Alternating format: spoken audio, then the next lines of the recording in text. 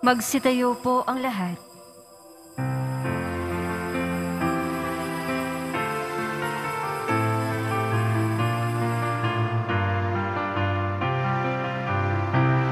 Bayan ngayoy nagbubunyi, sabay-sabay nagpupuri, dahil inako ng Kristong Hari, kaligtasan ng kanyang lipi, sa kanyang kinalulukulukan, tininigaming panambitan, abang bayan nagpag-ibig, sa kandili niya nananabik. Bayan ngayoy nagbubunyi, sabay-sabay nagpupuri, dahil inako ng Kristong Hari, kaligtasan ng kanyang lipi. Bayan ngayoy nagbubunyi, sabay-sabay nagpupuri.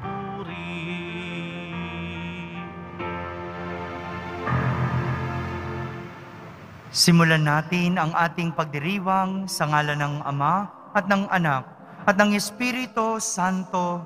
Amen. Ang pagpapala ng ating Panginoong Hesukristo, ang pag-ibig ng Diyos Ama at ang pakikipagkaisa ng Espiritu Santo naway sumainyong lahat.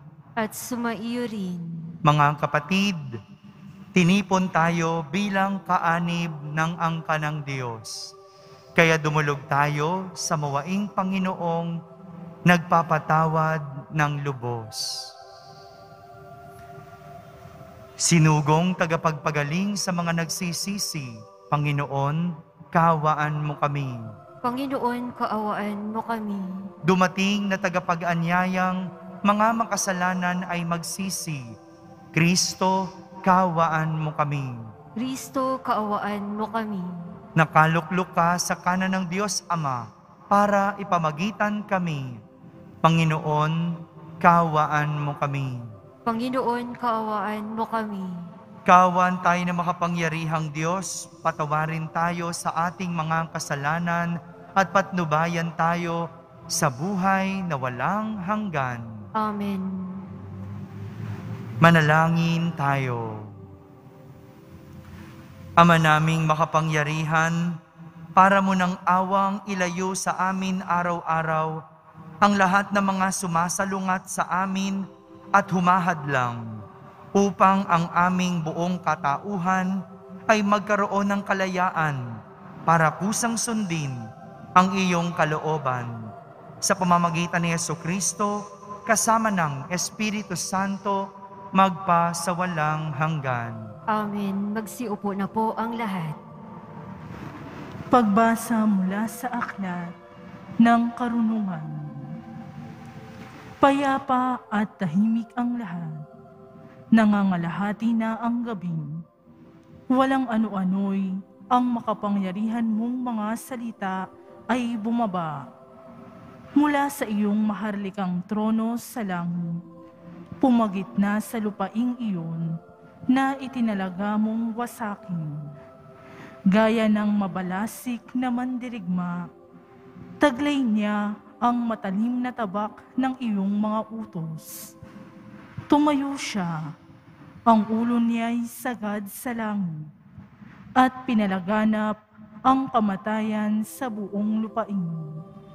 Ang sanglilikha ay dumanas ng pagbabago upang masunod ang iyong kalooban at mailigtas ang iyong bayan. Ang ulap ay lumukob sa kanilang kampamento. Ang tubig ay nahawi at lumitaw ang tuyong lupa. Isang malinis na landas sa gitna ng dagat na pula at lunti ang kapatagan mula sa naglalakihang mga alon. Ang bayan mo ay nakatawid na lahat sa ilalim ng iyong pagkalinga. Matapos masdan ang kamangha-manghang gawang iyon, tulad nila'y mga kabayo sa sariwang pastulan, parang mga tupang naglulundagan sa tuwa sa pagpupuri sa iyo, O Panginoon, sapagkat iniligtas mo sila. Ang salita ng Diyos. Salamat sa Diyos. Gunitain ng malugod ang dakilang gawa ng Diyos. Gunitain ng malugod ang dakilang gawa ng Diyos. Siya ay purihin, suubin ng awit, ating papurihan. Ang kahangahangang mga gawa niya'y dapat na isaysay. Tayo ay magalak, yamang lahat tayo ay tunay na Kanya. Ang Kanyang pangalan, ang pangalang banal, napakadakila. Lahat ng may nais maglingkod sa poon, dapat na magsaya.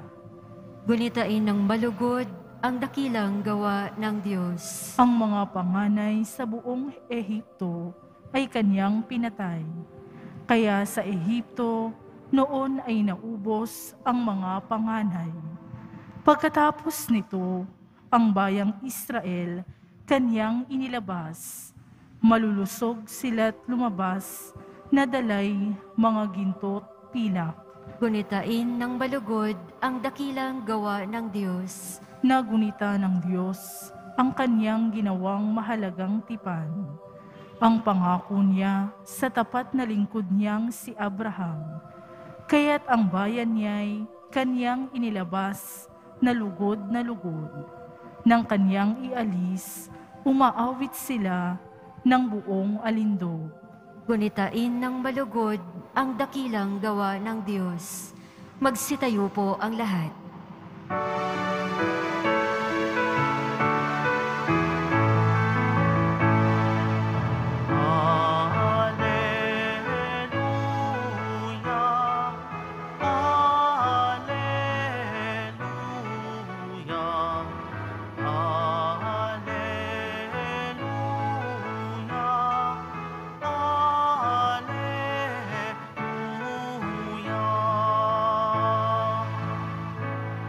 Tayo'y tinawag ng Diyos upang magningning na lubos sa aral ni Kristo Jesus. Alleluia, alleluia,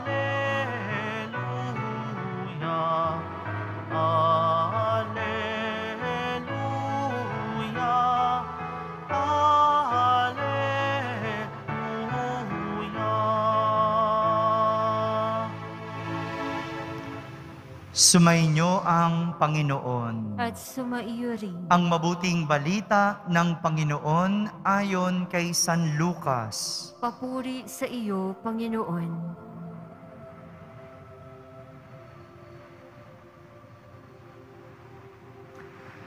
Noong panahong iyon, isinaysay ni Jesus sa kanyang mga alagad ang isang talinhaga upang ituro sa kanila na dapat silang manalangin lagi at huwag manghinawa. Sa isang lungsod, wika niya, may isang hukom na hindi natatakot sa Diyos at walang taong iginagalang. Sa lungsod ding iyon ay may isang babaeng balo na punta ng punta sa hukom at humihingi ng katarungan. Tinanggihan siya ng hukom sa loob ng ilang panahon. Ngunit, nang malaunan, ay nasabi nito sa sarili, "Bagamat hindi ako natatakot sa Diyos, ni gumagalang kanino man, igagawad ko na ang katarungang hinihingi ng babaeng ito, sapagkat lagi niya akong ginagambala. Baka pa ako mainis sa kaparirito niya." At sinabi ng Panginoon, narinig ninyo ang sinabi ng masamang hukom. Hindi ipagkakait ng Diyos ang katarungan sa kanyang mga hinirang na dumaraing sa kanya araw-gabi. Bagamat tila nagtatagal iyon, sinasabi ko sa inyo, agad niyang igagawad sa kanila ang katarungan. Ngunit pagdating ng Anak ng Tao sa daigdig na ito, may makikita kaya siyang mga taong nananalig sa Kanya? Mga kapatid, ang mabuting balita ng Panginoon. Pinupuri ka namin, Panginoong Hesukristo. Magsiupo na po ang lahat. Isang magandang araw po sa inyong lahat. May kasabihan tayong patience is a virtue. Patience is a virtue. Ibig sabihin, ang pasensya ay isang mataas na antas ng kaugalian. Ito yung kakayanan na mag-intay ng kalmado. Hindi naiinip o kahit nagagalit. Sa halip, kayang magtiis ng hindi napapagod. Patience is a virtue. Mga kapatid, ito yung nais ituro ni Jesus sa kanyang mga alagad nang ikuwento niya ang isang talinhaga na dapat laging manalangin at huwag manghinawa. Sabihin mo nga, manghinawa. Ibig sabihin, huwag magsasawa. Ayon sa talinhaga, meron daw isang balo ang balik ng balik para humiling sa isang hukom na walang kinatatakutan at walang ginagalang. Kahit tila walang nakukuhang sagot ang balo, kahit tila hindi na pagbibigyan ang balo, hindi siya napagod. Hindi siya nang hinawang bumalik-balik sa masamang hukom. Sa huli, yung hukom ang sumuko.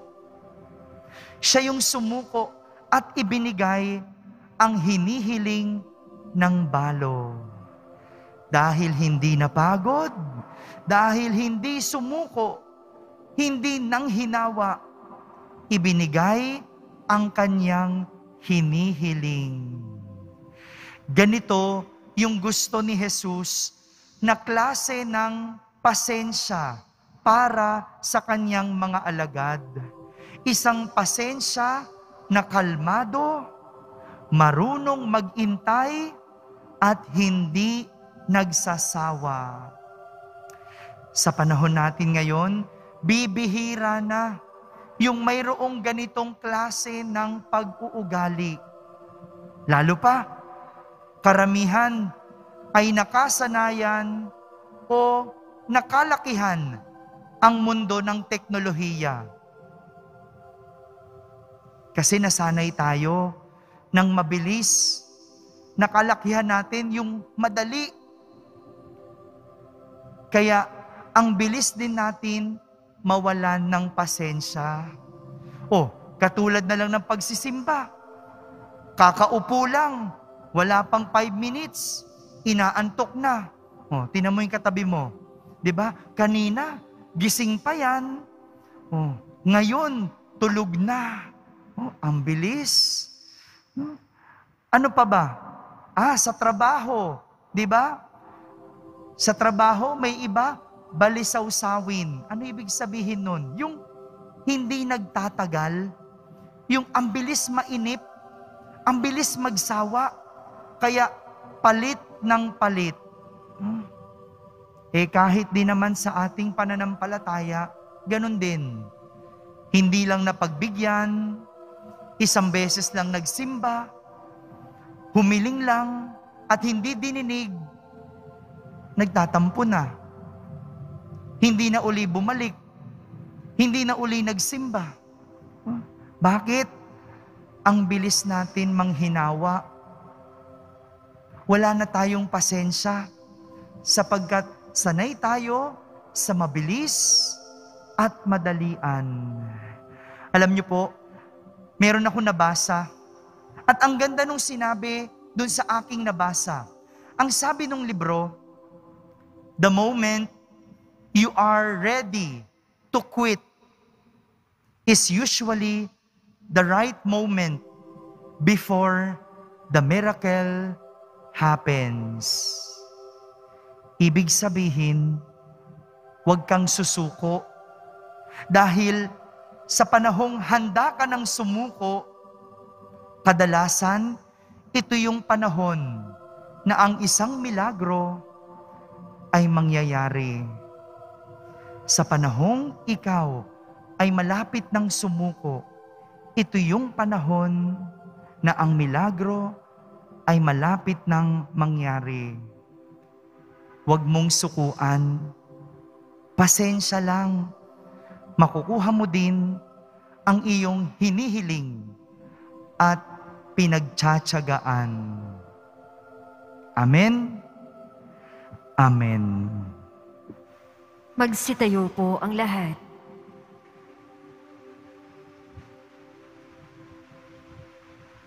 Minamahal kong mga kapatid, manalangin tayo ng walang humpay at huwag mawalan ng pag-asa sapagkat ibibigay ng Diyos ang katarungan sa kanyang mga hinirang na tumatawag sa kanya sa araw at gabi. Pinalalakas ang ating loob ng katarungang ito ng ating Panginoon, kaya't lumapit tayo sa Ama, dala ang ating mga kahilingan at ating sambitin. Ama, pakinggan mo ang aming mga panalangin. Ama, pakinggan mo ang aming mga panalangin.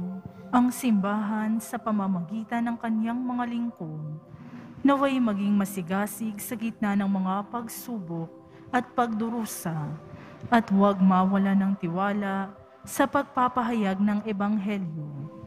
Manalangin tayo. Ama, pakinggan mo ang aming mga panalangin. Ang mga pinanghihinaan ng loob at natutuksong sumuko na sa pagsusumikap na mamuhay ng mabuti, naway makatagpo ng bagong lakas sa pananampalataya sa Diyos. Manalangin tayo. Ama, pakinggan mo ang aming mga panalangin. Yaong mga nahihirapang magdasal, naway maging masigasig muli sa pananalangin at bigyang puwang ang Diyos sa kanilang pang-araw-araw na buhay. Manalangin tayo. Ama, pakinggan mo ang aming mga panalangin. Ang mga may sakit sa gitna ng kanilang mga paghihirap, naway patuloy na magtiyaga at huwag mawalan ng pag-asa. Manalangin tayo. Ama, pakinggan mo ang aming mga panalangin. Ang mga yumao, naway tumanggap ng makalangit na gantimpala para sa kanilang mga pagsusumikap sa mundo. Manalangin tayo. Ama, pakinggan mo ang aming mga panalangin. Hindi nagsasawa ang Diyos, kaya huwag tayong magsawang humiling sa Kanya ng ating mga pansariling kahilingan.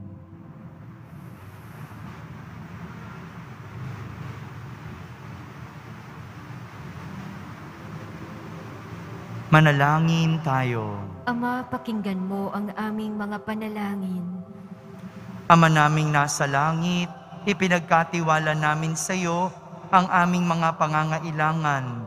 Ipakita mo sa amin ang paraan ng pananalangin walang humpay upang kami ay maging kaisa mo. Hinihiling namin ito kay Kristo na aming Panginoon. Amen. Magsiupo na po ang lahat. Ang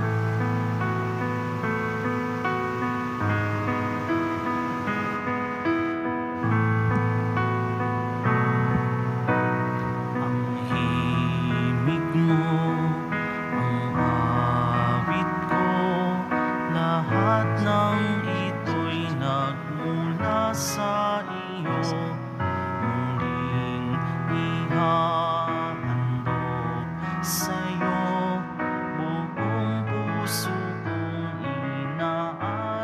sa'yo. O Diyos, o Panginoon, lahat ay biyayang aming inampon, aming buhay at kakayahan, ito'y para lamang sa'yong kalwalhatian. Magsitayo po ang lahat. Manalangin kayo mga kapatid upang ang paghahain natin ay kalugdan ng Diyos amang makapangyarihan. Tanggapin nawa ng Panginoon itong paghahain sa iyong mga kamay, sa kapurihan niya at karangalan, sa ating kapakinabangan at sa buong sambayanan niyang banal. Ama naming lumikha, kalugdan mo ang paghahain ng mga natitipon dito upang ang aming ginaganap na pag-aalay ng sarili ng anak mo ay aming pakinabangan sa kanyang pamamagitan kasama ng Espiritu Santo magpa sa walang hanggan. Amen. Sumainyo ang Panginoon. At sumaiyo rin. Itaas sa Diyos ang inyong puso at diwa. Itinaas na namin sa Panginoon. Pasalamatan natin ang Panginoong ating Diyos. Marapat na siya ay pasalamatan. Ama naming makapangyarihan, tunay ngang marapat na ikaw ay aming pasalamatan. Sa iyong paglingap at kagandahang loob, ang tao'y nilikha mo at pinangasiwa sa sansinukob. Sa hangad mong siya'y iwastong lubos, siya'y pinagdusa mo sa kanyang pagtalikod. Sa iyong paggiliw, iyong ipinahintulot na makabalik siya sa pamamagitan ni Kristo Jesus. Kaya kaysa ng mga anghel na nagsisiawit ng papuri sa iyo nang walang humpay sa kalangitan, kami nagbubunyi sa iyong kadakilaan. Santo, Santo, Santo, Panginoong Diyos ng mga hukbo, napupuno ang langit at lupa ng kadakilaan mo, hosana sa kaitaasan. Pinagpala ang naparirito sa ngalan ng Panginoon, hosana sa kaitaasan. Magsiluhod po ang lahat. Ama naming banal, ikaw ang bukal ng tanang kabanalan, kaya't sa pamagitan ng iyong Espiritu ay gawin mong banal ang mga kaloob na ito, upang para sa amin ay maging katawan at dugo ng aming Panginoong Hesukristo. Bago niya pinagtiis ang kusang loob na maging handog, hinawakan niyang tinapay, pinasalamatan kanya, pinaghati-hati niya iyon, iniabot sa kanyang mga alagad at sinabi, "Tanggapin ninyong lahat ito at kanin. Ito ang aking katawan na inihahandog para sa inyo."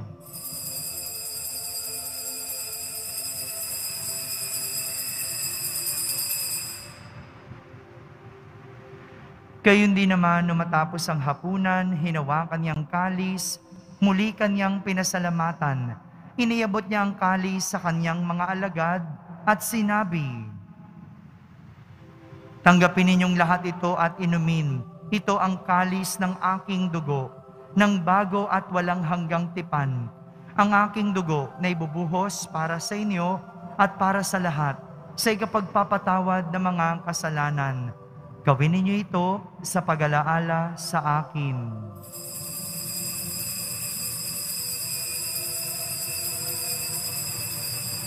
Magsitayo po ang lahat. Ipagbunyi natin ang misteryo ng pananampalataya. Si Kristo ay gunitain, sarili ay inihain, bilang pagkait inumin, pinagsasaluhan natin hanggang sa siya'y dumating. Ama, ginagawa namin ngayon ang pag-alaala sa pagkamatay at muling pagkabuhay ng iyong anak. Kaya't inaalay namin sa iyo ang tinapay na nagbibigay buhay at ang kalis na nagkakaloob ng kaligtasan. Kami nagpapasalamat dahil kami iyong minarapat na tumayo sa harap mo para maglingkod sa iyo. Isinasamo namin kaming magsasalo-salo sa katawan at dugo ni Kristo ay mabuklod sa pagkakaisa sa pamamagitan ng Espiritu Santo. Ama, lingapin mo ang iyong simbahang laganap sa buong daigdig. Puspusin mo kami sa pag-ibig. kay San Francisco na aming Papa, ni Jose na aming Obispo at ng Tanang Kaparian. Alalahanin mo rin ang mga kapatid naming nahimlay nang may pag-asang sila'y muling mabubuhay, gayon din ang lahat ng mga pumanaw. Kaawan mo sila at patuloyin sa iyong kaliwanagan. Kaawan mo at pagindapating kaming lahat na makasalo sa iyong buhay na walang wakas. Kaisa na mahal na Birheng Maria, na ina ng Diyos, ng kabiyak ng puso niyang si San Jose, kaysa ng mga apostol at ng lahat ng mga banal na namuhay dito sa daigdig ng kalugod-lugod sa iyo.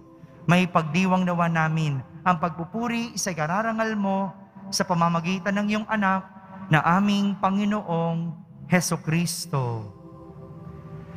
Sa pamamagitan ni Kristo, kasama niya at sa Kanya, ang lahat ng parangal at papuri ay sa iyo, Diyos amang makapangyarihan, kasama ng Espiritu Santo, magpa sa walang hanggan. Amen.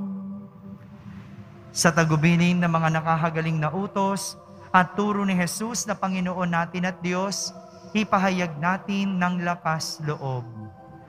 Ama namin, sumasalangit ka. Sambahin ang ngalan mo, mapasa amin ang kaharian mo, sundin ang loob mo dito sa lupa para nang sa langit.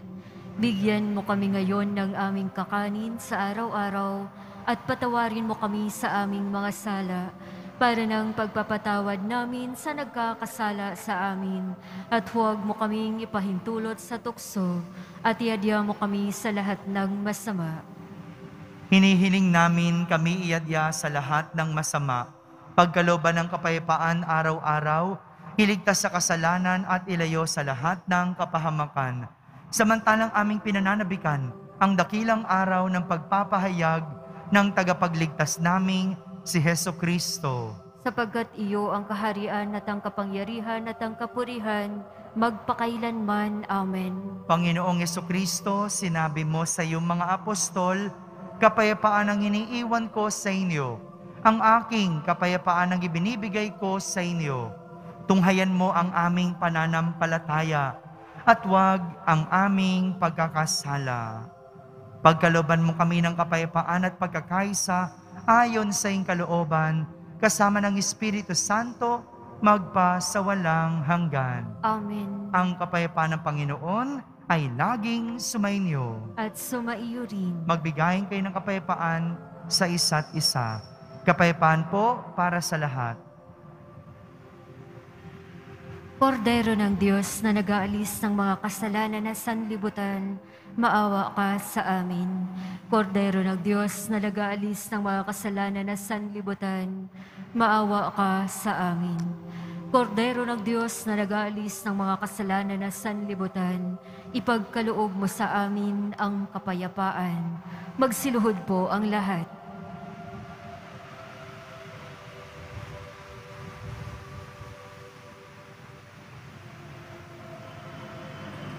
Ito ang kordero ng Diyos. Itong nag-aalis ng mga kasalanan ng sanlibutan. Mapalad ang mga inaaniyahan sa kaniyang piging. Panginoon, hindi ako karapat-dapat na magpatuloy sa iyo, ngunit sa isang salita mo lamang ay gagaling na ako. Ang katawan ni Kristo, Amen.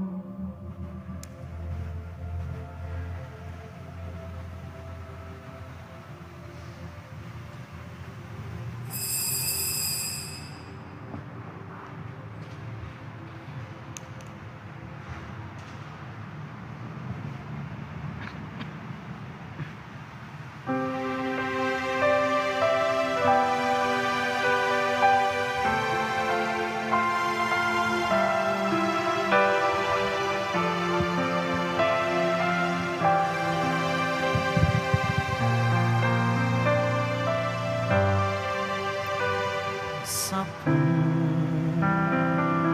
puso kong umiibig, walang nananaig, kundi akong pananalig. sa sintang iniibig. Hindi ka man masilayan at init mo'y maglaho ng tuluyan. Pag-ibig ko sa'yo at katapatan mananatili kailan pa man. Bawat tao'y nalulumbay at di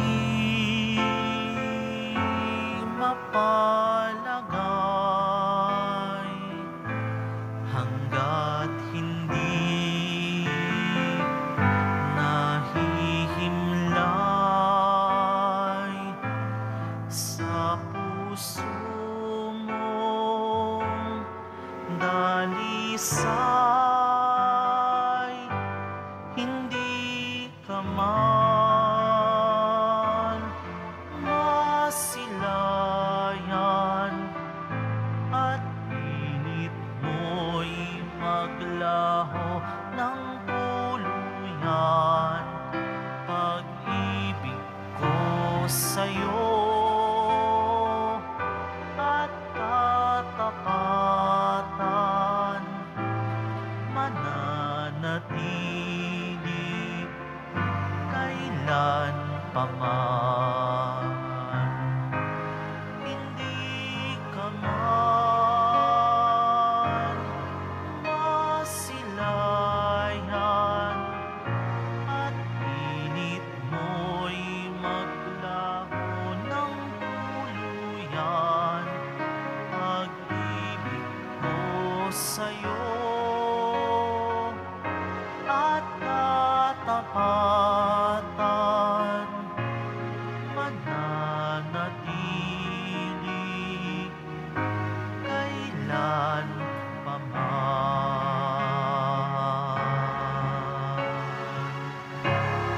Magsitayo po ang lahat.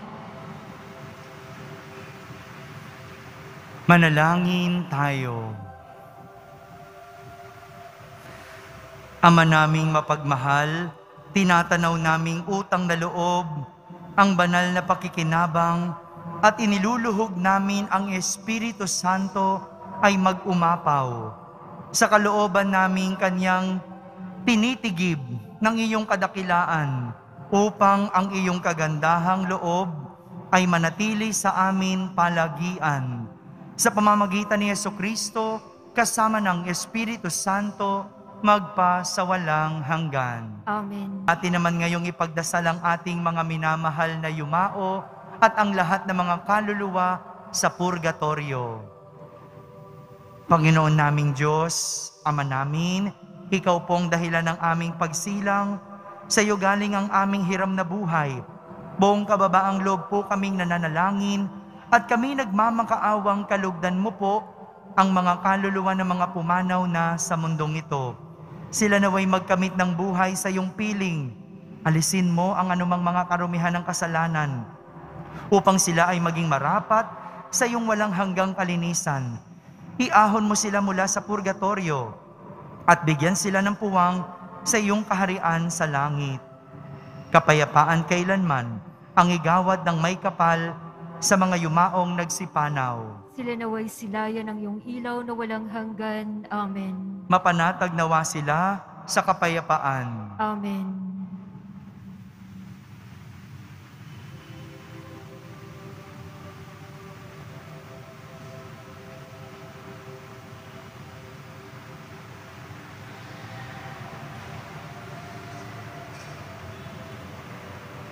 Sumainyo ang Panginoon. At sumaiyo rin. Pagbabasbas ng Poong Yesus Nazareno.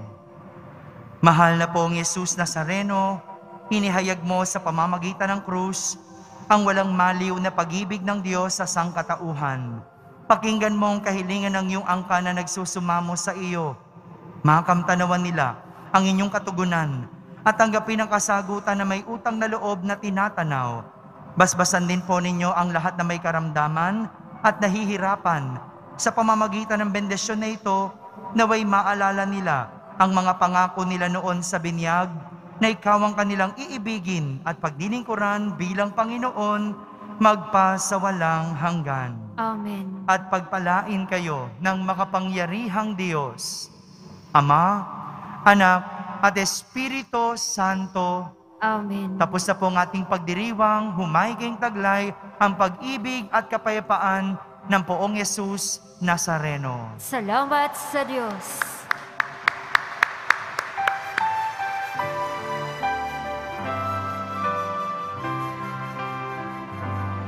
Nuestro Padre Jesus Nazareno, sinasamba ka namin. Pinipintuho ka namin. Aral mo ang aming buhay at kaligtasan. Nuestro Padre Jesus Nazareno, iligtas mo kami sa kasalanan.